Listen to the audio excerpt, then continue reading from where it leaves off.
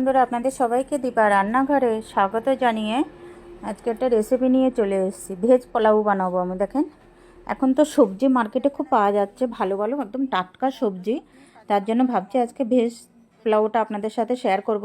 এর আগেও আমি বানিয়েছি, প্রায় বানাই ঘরে। এখানে গাজর, বিনস, মটরশুঁটি আর ফুলকপি নিয়েছি অল্প কাঁচা লঙ্কা আর একটা গোটা টমেটো 4 ফালা করে নিয়েছি।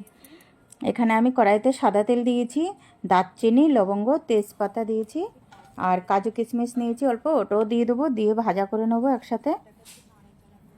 কাজু কিশমিশটা বেশি ভাজা করব না। এটা সকাল সকালেই বানিয়েছিলাম আমি। মেয়ে বলছে টিফিনে কী নেবে, তার জন্য মেয়েকে বানিয়ে দিলাম। এটা আপনারা বাচ্চাদেরকে বানিয়ে দিতে পারেন টিফিনে, বাচ্চা বড় সবাইকে বানিয়ে দিতে পারেন। আর সকালবেলায় এটা একদম তাড়াতাড়ি হয়েও যাবে, কোনো ঝামেলা নেই। আর মানে খেতেও খুব ভালো, খাবেও ভালো, তাড়াতাড়ি হয়েও যাবে, মানে অল্প টাইমে হয়ে যাবে। সবসময় তো আমরা মানে অন্য অন্য রান্না নিয়ে আসি, বেশ একটা হেভি জেভি রান্না নিয়ে আসি। এটা একদম শর্টকাটে রান্না। যাক, এখানে আমি সবজিগুলো দিয়ে ভাজা ভাজা করে নিয়েছি।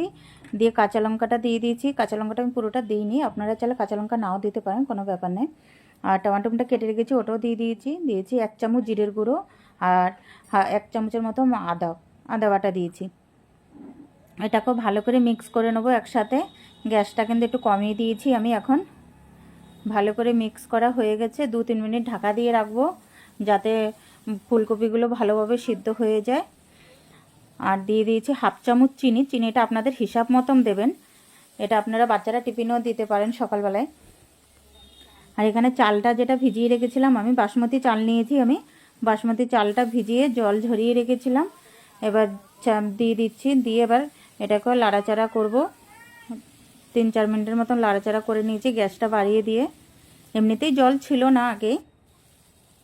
আর এটা বাচ্চাদের জন্য খুবই মানে পারফেক্ট একটা জিনিস। কেন বলেন তো, বাচ্চারা সবজি খেতে চায় না।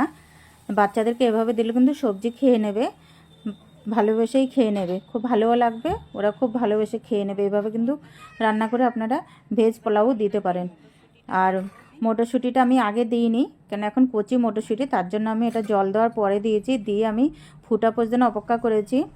পোলাওটা ফুটে গেছে। এবার আমি 15 মিনিট গ্যাসটা কম করে একদম ঢাকা দিয়ে রেখে দিয়েছিলাম। আর যেটা ঢাকনার যে একটা মানে ফুটো থাকে, ওটাকে আমি ছিদ্রটাকে আমি একটা কাগজ দিয়ে বন্ধ করে দিয়েছি, যাতে তাড়াতাড়ি হয়ে যাবে।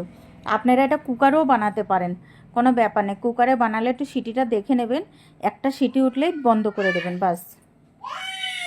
সিটি উঠলেই আপনারা বন্ধ করে দেবেন। দেখেন কি সুন্দর হয়েছে না দেখতে। একবার হলেও আপনারা এই শীতে এই পোলাওটা বানিয়ে খাবেন। আর এখন হয়ে গেছে, গ্যাসটা মানে বন্ধ করে দেবো। এবার আমি 1 চামচ বড় চামচের ঘি দিয়ে দিয়েছি। ঘিটা আমি আগে দিইনি, তার জন্য এখন দিয়েছি। ঘি দিয়ে 2-3 মিনিট ঢাকা দিয়ে রেখে দিয়েছি। আপনাদেরকে পরিবেশন করে দেখাচ্ছি এবার কেমন হয়েছে, আপনারা জানাবেন। দীপা রান্নাঘরটা ভালো লাগলে পেজটাকে ফলো করে দেবেন, লাইক দেবেন, শেয়ার